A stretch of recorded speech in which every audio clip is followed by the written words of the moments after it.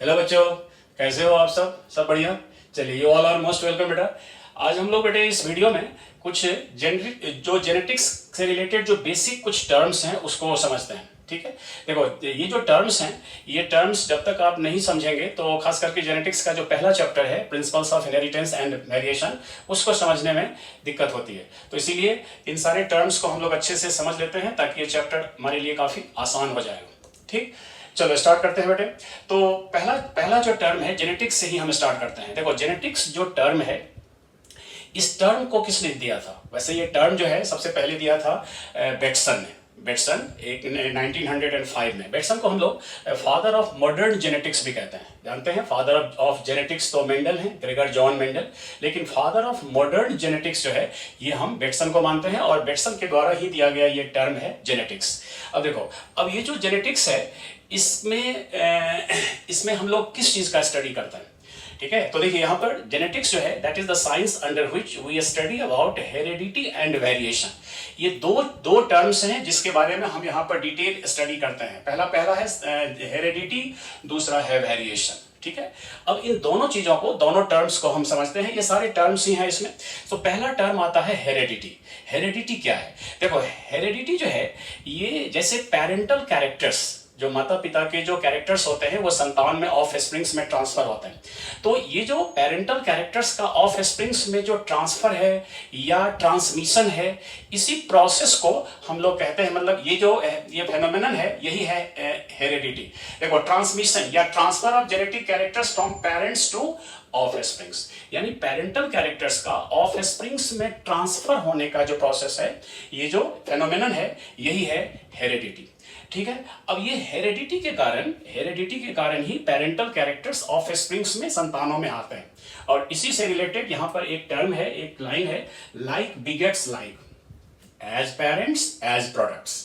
जैसे पेरेंट्स होते हैं वैसे ही उनके ऑफ स्प्रिंग्स होते हैं। जैसे कैट का बच्चा कैट की तरह, एलिफेंट का बच्चा एलिफेंट की तरह, मैंगो प्लांट का बच्चा मैंगो प्लांट की तरह, ह्यूमन का बच्चा ह्यूमन की तरह। तो पेरेंट्स से ऑफ स्प्रिंग्स में जो सिमिलैरिटी होती है वो, यानी जो पेरेंट के कैरेक्टर्स जाते हैं तभी तो सिमिलैरिटी होती है, यही है आपको हेरिडिटी। अब इसी से क्लोज टर्म है इनहेरिटेंस। देखो इनहेरिटेंस क्या होता है कि इनहेरिटेंस वो प्रोसेस है या मैकेनिज्म है जिसके through parental characters of springs में ट्रांसफर होते हैं। ठीक है, मैकेनिज्म या प्रोसेस। देखो यहां पर हमने लिखा है कि इट इज द प्रोसेस और mechanism bye which of springs receive characters from their parents. ये वो प्रोसेस है। देखो ये जो हेरिडिटी है वो एक फेनोमेनन है, जबकि ये एक प्रोसेस या मैकेनिज्म है जिसके through parental characters of springs में जाते हैं। ठीक है, अब यहां पर, और ये जो इनहेरिटेंस है यही तो हेरिडिटी का बेसिस है, बेसिस ऑफ हेरिडिटी। क्योंकि जिस मैकेनिज्म से जो मतलब जो ट्रांसफर होगा कैरेक्टर्स का, वही जो है, यानी हेरिडिटी का बेस है इनहेरिटेंस, बेसिस ऑफ इनहेरिटेंस। ठीक है, अब देखो, अब इसको अच्छे से समझने के लिए आपको यहां पर हम एक हेरिडिटी और इनहेरिटेंस, इस दोनों को डिस्टिंग्विश करने के लिए आपको यहां पर हम बताते हैं कि हेरिडिटी जब भी बात होती है तो वहां पर एक क्वेश्चन है व्हाई, और इनहेरिटेंस जहां पर लगा हुआ है, जहां है वहां पर एक टर्म है, क्वेश्चन है कि हाउ। यानी इनहेरिटेंस यानी हेरिडिटी व्हाई क्वेश्चन करता है कि ऑफ स्प्रिंग्स पेरेंट्स से कैसे मिलते हैं, कैसे यानी क्यों मिलते हैं। ऑफ स्प्रिंग्स जो हैं यानी ऑफ स्प्रिंग्स पेरेंट्स से क्यों मिलते हैं, व्हाई। तो उसका मैंने ये है कि इनहेरिटेंस कहता है कि हाउ, यानी ये जो ऑफ स्प्रिंग्स पेरेंट्स से मिलते हैं ये कैसे मिलते हैं, उसका क्या प्रोसेस है। ठीक है, तो यहां पर व्हाई और हाउ टर्म को आप यूज, मैंने ये याद रखना, हेरिडिटी व्हाई क्वेश्चन करता है कि क्यों ऑफ स्प्रिंग्स पेरेंट्स से मिलते हैं, और इनहेरिटेंस कहता है कि किस मैकेनिज्म से ऑफ स्प्रिंग्स पेरेंटल कैरेक्टर को रिसीव करते हैं या पेरेंटल कैरेक्टर्स ऑफ स्प्रिंग्स में ट्रांसफर होता है। क्लियर हो गया इतना? चलिए, अब यहां पर हमने बताया था कि जेनेटिक्स में दोनों का स्टडी होता है, हेरिडिटी एंड वेरिएशन। तो अब हम दूसरे टर्म की बात करते हैं, दैट इज वेरिएशन। देखो वेरिएशन क्या होता है? वेरिएशन कई तरह से हम डिफाइन कर सकते हैं।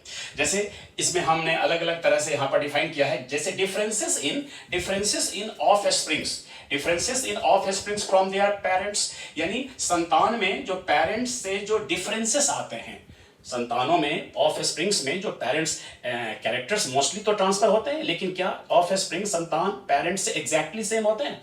नहीं होते, कुछ ना कुछ डिफरेंस होता है। तो पेरेंट्स से जो ऑफ स्प्रिंग्स में जो कुछ डिफरेंस होता है वो वेरिएशन है। दूसरी तरह से कि differences in of springs of the same parent, एक ही पेरेंट्स के ऑफ स्प्रिंग्स में भी डिफरेंसेस होते हैं। जैसे भाई भाई में डिफरेंस, बहन बहन में डिफरेंस होता है, भाई बहन में तो भी डिफरेंसेस हैं कई फीचर्स में। तो इस तरह से एक ही पेरेंट्स के जो ऑफ स्प्रिंग्स हैं उनमें भी आपस में डिफरेंस होता है, ये भी वेरिएशन है। और तीसरे तरह से हम कहते हैं कि differences in members of the same species, यानी एक ही स्पेसीज के डिफरेंस मेंबर्स में भी वेरिएशन होता है। जैसे हम लोग ह्यूमन हैं, होमो सैपियंस, हम सारे ह्यूमंस क्या हैं? Homo sapiens. लेकिन क्या हम सारे ह्यूमंस एक समान हैं? नहीं है, कुछ ना कुछ सब में डिफरेंस है। तो एक ही स्पेसीज के जो मेंबर्स होते हैं वो भी आपस में कुछ ना कुछ डिफरेंट हैं। तो ये सारे जो हैं सो वेरिएशन है। लेकिन एनसीईआरटी इसी चीज को, वेरिएशन को एक लाइन में लिखता है, वो देखिए, degree by which progeny differ from their parents, ये एनसीईआरटी का लाइन है। Degree by which offsprings या progeny differ from their parents, यानी कि प्रोजेनी में जो पेरेंट्स से डिफरेंस आता है, यानी डिग्री ऑफ वेरिएशन है, वही जो है सो ये variation, degree of bye which progeny differ from their parents. ठीक है, तो ये डिफरेंसेस है। देखिए डिफरेंसेस वैसे मतलब ये वेरिएशन कई तरह के होते हैं, लेकिन दो मेन टाइप का वेरिएशन आपको याद रखना है। वेरिएशन में भी कंटिन्यूअस, वेरिएशन में भी डिसकंटिन्यूअस। वेरिएशन कंटिन्यूअस भी हो सकते हैं और डिसकंटिन्यूअस भी होते हैं। और ये कंटिन्यूअस वेरिएशन जो होता है इसका कॉज क्या है? Crossing over, bye crossing over. ये क्रॉसिंग ओवर के कारण कंटिन्यूअस वेरिएशन आता है। और डिसकंटिन्यूअस वेरिएशन कभी कभी आता है, अचानक आता है, लार्ज वेरिएशन आता है, इट इज बाय म्यूटेशन। और ये किसके कारण आता है? म्यूटेशन। म्यूटेशन के कारण डिसकंटिन्यूअस वेरिएशन होता है। तो वेरिएशन में भी कंटिन्यूअस और एंड वेरिएशन में भी डिसकंटिन्यूअस। ठीक है, तो ये वेरिएशन की बात हो गई। चलिए अब दो टर्म हम लोग जानते हैं, एक है कैरेक्टर और दूसरा है ट्रेट। देखो ये भी बहुत कंफ्यूजिंग होता है, कैरेक्टर एंड ट्रेट। अब इस दोनों में क्या डिफरेंस है? देखिए कैरेक्टर जो होता है, कैरेक्टर किसी भी ऑर्गेनिज्म का, देखो यहां पर हमने एक लाइन लिखा है, any expressible characteristic feature of an organism. किसी भी ऑर्गेनिज्म में बहुत सारे कैरेक्टरिस्टिक फीचर होते हैं जो एक्सप्रेस्ड होते हैं।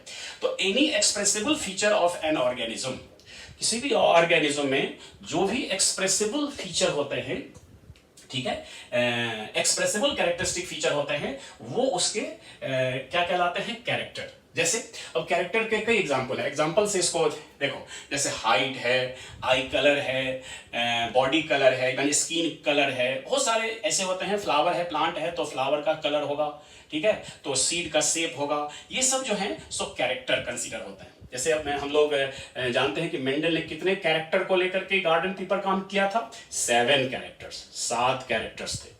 तो कैरेक्टर समझ में आ गया। कैरेक्टर जो है किसी भी ऑर्गेनिज्म का जो एक्सप्रेसिबल कैरेक्टरिस्टिक फीचर होता है, जो एक्सप्रेस हो रहा है, वो उसका कैरेक्टर। अब है कि ट्रेट। देखो अब एक जो कैरेक्टर होता है उसके अंदर वेरिएबल फॉर्म्स होते हैं, variable forms of any character, variable forms of any character. तो किसी कैरेक्टर के जो वेरिएबल फॉर्म्स होते हैं, जो एक से अधिक फॉर्म में वो वेरी करते हैं, उन वेरिएबल फॉर्म्स को, किसी भी कैरेक्टर के वेरिएबल फॉर्म्स को हम लोग कहते हैं ट्रेट। अब इसको एग्जांपल से समझ में आएगा। जैसे देखिए अब हाइट है, जैसे एक कैरेक्टर है हाइट। अब हाइट जो है उसके 2 ट्रेट हैं जो मेंडल ने ऑब्जर्व किया था। जैसे एक टॉल है, दूसरा ड्वार्फ है। देखो टॉल और ड्वार्फ में क्या अंतर है? टॉल मतलब मोर हाइट, और dwarf means less height.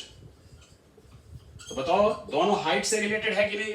Toll है तो उसमें हाइट ज्यादा है और ड्वार्फ में हाइट कम है। इसका मतलब है कि टॉल एंड ड्वार्फ जो है वो 2 ट्रेट्स हुए, किसके? मतलब जो हाइट कैरेक्टर के 2 ट्रेट्स हैं।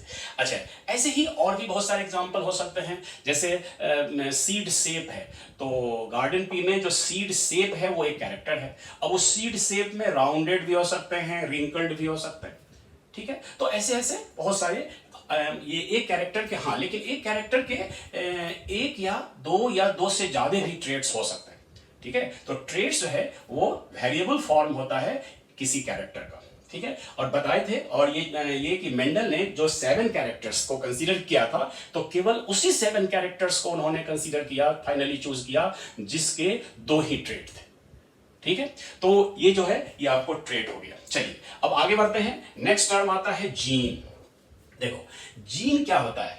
जीन जो है, जीन एक्चुअली हम लोग इसको अच्छे से मॉलिक्यूलर लेवल ऑफ जेनेटिक्स में अच्छे से पढ़ते हैं। जीन जो है ये डीएनए का एक पार्ट होता है। क्या होता है? जीन जो है that is a part of DNA, ठीक है। जैसे मान लो, जैसे यहां देखो, जैसे मान लो कि ये अगर हम यहां पर दिखाते हैं, ये डीएनए है, ये डीएनए है, ठीक है। अब डीएनए क्या, जो कोई भी पार्ट यहां से यहां तक का एक पार्ट हो गया, यहां से यहां तक का पार्ट हो गया, तो ये एक जीन हो गया, ये एक जीन है, ये दूसरा जीन है, ठीक है। तो ये डीएनए का पार्ट है, जो part of DNA that form RNA and protein. देखो ये जो डीएनए है, इसका बाद में एक्सप्रेशन होता है जीन का, यानी डीएनए से आरएनए बनता है, आरएनए से प्रोटीन बनता है। तो ये जो जीन है वो डीएनए का पार्ट है, जो आरएनए और प्रोटीन तैयार करता है, ठीक है। वैसे जीन का डिटेल डेफिनेशन हम लोग मॉलिक्यूलर बेसिस ऑफ इनहेरिटेंस में वहां पर पढ़ते हैं,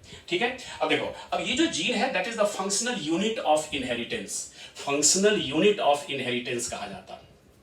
अब देखो, अब ये जो जीन है एक्चुअली यहां पर जो ये 3 टर्म है, जीन, फैक्टर या पेयर्ड यूनिट फैक्टर और एलील्स, ये तीनों एक ही हैं, तीनों एक ही हैं, अलग अलग टाइम पर अलग अलग साइंटिस्ट के द्वारा ये चीज दिया गया था। अब देखो, जैसे आज का जो जीन है, आज का जो हम जिसको आज जीन मानते हैं, मेंडल ने उसी को उस टाइम पर क्या कहा था? फैक्टर।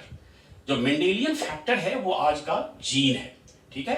तो अब यहां पर जो नेक्स्ट टर्म आता है फैक्टर या यूनिट या पेयर्ड यूनिट फैक्टर्स। देखो ये टर्म मेंडल ने यूज किया था फैक्टर के बारे में, और मेंडल ने क्या कहा था कि हर कैरेक्टर के लिए, एक डिप्लॉयड ऑर्गेनिज्म में हर कैरेक्टर के लिए एक पेयर जो है सो फैक्टर, पेयर्ड यूनिट फैक्टर होता है। और ये जो पेयर्ड यूनिट फैक्टर होता है ये एक पर्टिकुलर पोजीशन पर, देखिए ये मान लो कि अगर एक फैक्टर है, ये उसी का पेयर्ड यूनिट फैक्टर है, ये एक पर्टिकुलर पोजीशन पर प्रेजेंट होता है। इस पर्टिकुलर पोजीशन को हम लोग क्या बोलते हैं? लोकस, ठीक है। तो ये जो पेयर्ड यूनिट, यानी हर कैरेक्टर के एक पेयर्ड यूनिट फैक्टर होता है, ठीक है, जोड़े में होते हैं। और ये जो पेयर्ड यूनिट फैक्टर है वो एक कैरेक्टर से कंसर्न है, और इसमें से जो एक फैक्टर है वो उसके एक ट्रेट को एक्सप्रेस करता है, ठीक है। तो each factor have ability to express a particular trait. तो ये यानी फैक्टर टर्म का यूज किसने किया था? मेंडल ने, और वही फैक्टर है जो किसी कैरेक्टर को एक्सप्रेस करता। अब देखिए, अब जो मेंडल का जो फैक्टर था उसी को बाद में एलील्स कहा गया।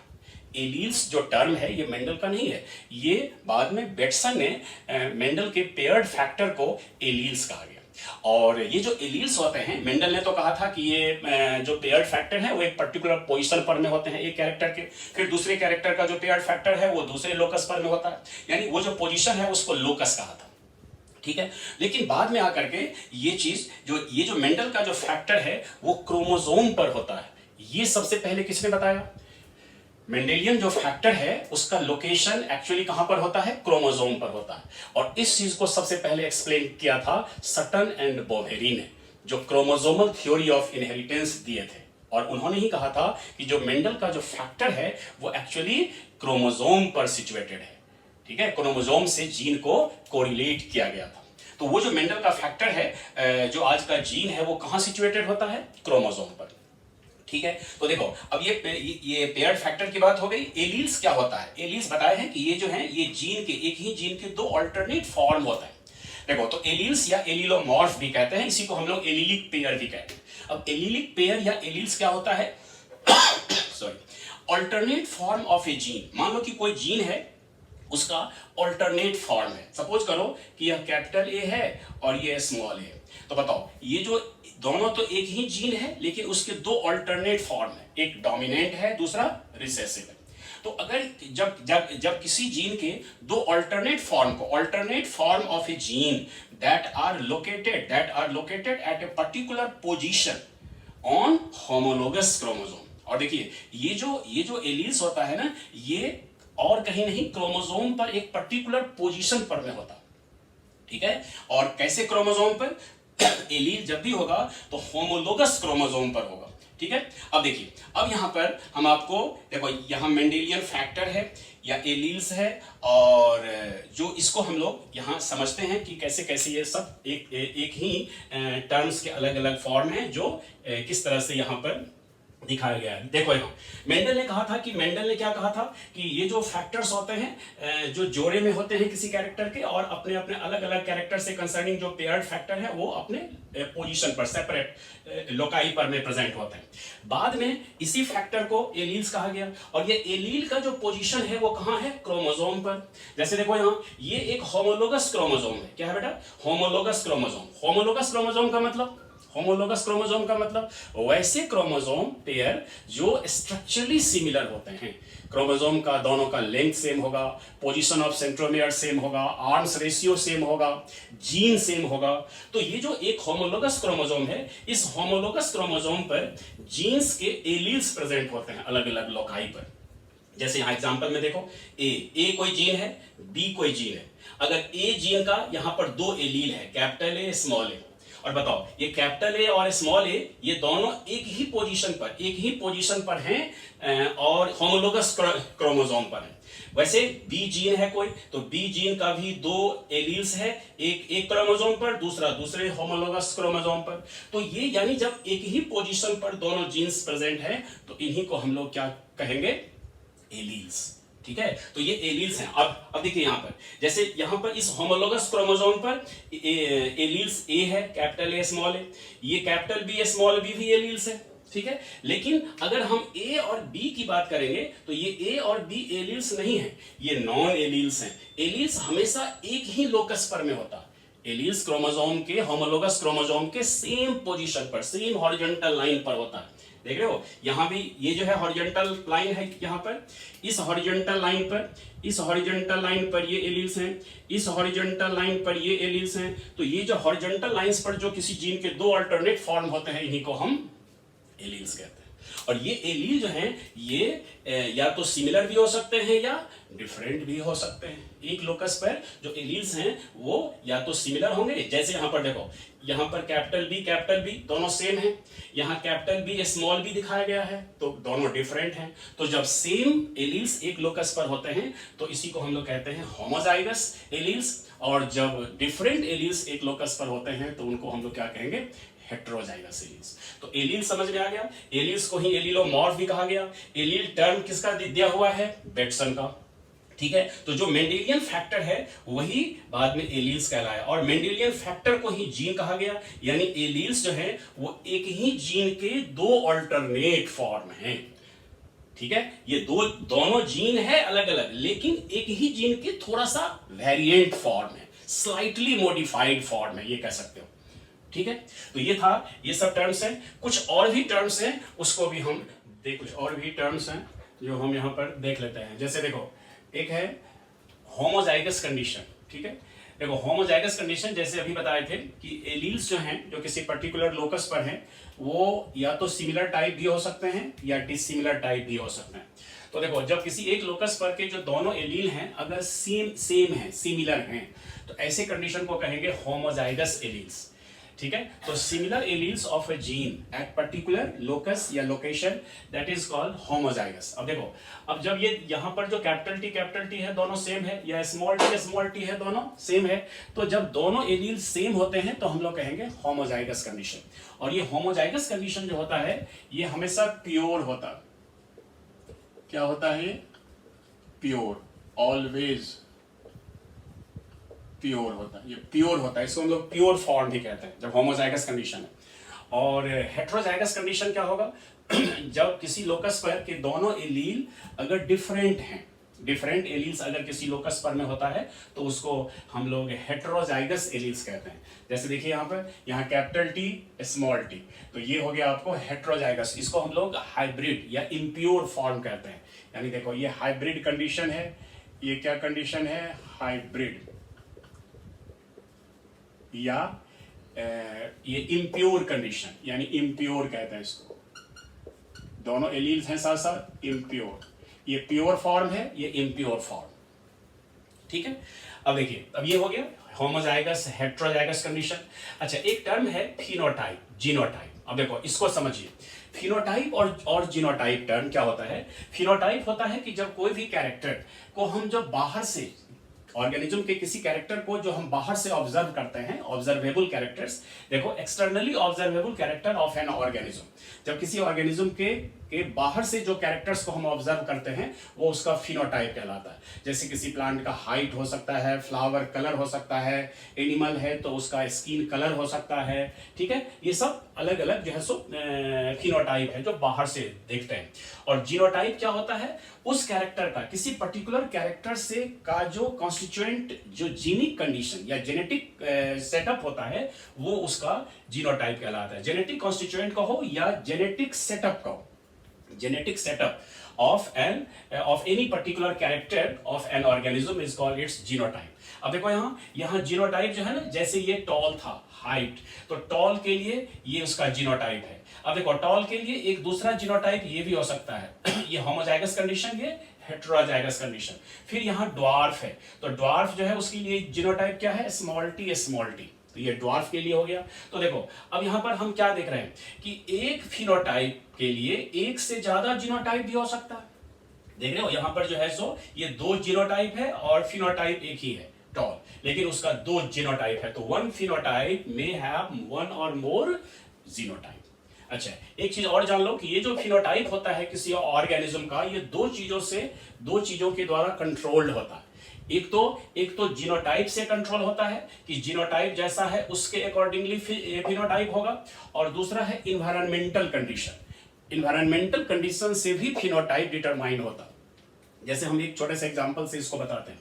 जैसे इन्वायरमेंटल और जीनोटाइप से, जैसे मान लो कि अगर कोई ट्विंस है जिसका बर्थ हुआ है, ठीक है, दो बच्चा है, और एक जो है सो उसका स्किन कलर काफी डार्क है, एक का स्किन कलर काफी लाइट है, मतलब एक गोरा है और एक काला है, ठीक है। अब दोनों का अलग अलग, नेचुरली अगर दोनों में जो पिगमेंट में डिफरेंस है तो कुछ ना कुछ जीन में डिफरेंस होगा, तो दोनों का जीनोटाइप जो है सो कुछ डिफर करेगा। अब जो व्हाइट है, यानी जो जिसमें पिगमेंट कम है, उसको आप चेन्नई में जाकर के पालो, और जो डार्क कलर का है उसको आप कश्मीर में जाकर के पालो। दोनों को अलग अलग एनवायरनमेंट में हम उसको ग्रो कराएंगे, तो क्या होगा, जो डार्क कलर वाला था और वो वहां पर कश्मीर में अगर जाकर के उसका ग्रोथ होगा या पलेगा, तो धीरे धीरे उसका स्किन कलर जो डार्क था वो हल्का हो जाएगा। और जो चेन्नई में रहेगा तो नेचुरली उसका वहां पर का क्लाइमेटिक कंडीशन ऐसा है कि वह पिगमेंट का जो है सो बनना ज्यादा हो जाएगा। तो बताओ यहाँ पर जो वो दोनों बच्चे का एक कंडीशन ऐसा आएगा कि दोनों का पिगमेंट का कलर सेम हो जाएगा कि नहीं, स्किन पिगमेंट।